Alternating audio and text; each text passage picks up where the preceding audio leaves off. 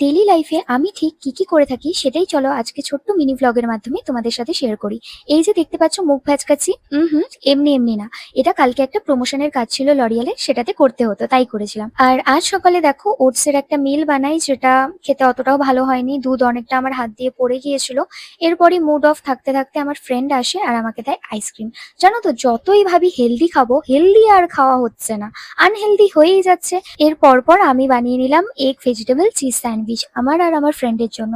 সেটা খেয়ে যাই হোক দুজনে গল্প করি, ফোন দেখি, তারপর আমার ফ্রেন্ড অর্ডার করে এখানে egg chicken Schezwan fried rice, যেটা খেতে ভালো ছিল, বাট চিকেনের কোনো কিছুই খুঁজে পাচ্ছিলাম না, কোনো অংশই ছিল না।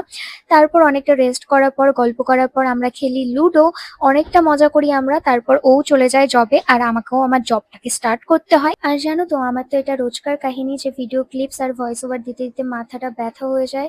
কি বলবো, তার জন্য ওই 9:45 কি 8:30 নাগাদ আমি চা খাচ্ছিলাম, আর চা খেয়ে মাথাটাকে ঠিক করে আবার বসে যাই ভিডিও ক্লিপস নিতে। না, এটা কোনো নতুন কিছু না, ডেলি এমনটাই হয় আমার সাথে। প্রায় ওই 10:30 নাগাদ আমি আমার ভিডিও প্লাস এডিটিংটা শেষ করি। তো আজকের ভিডিওটা এইটুকুই, ভালো লাগলে লাইক করো, বাই।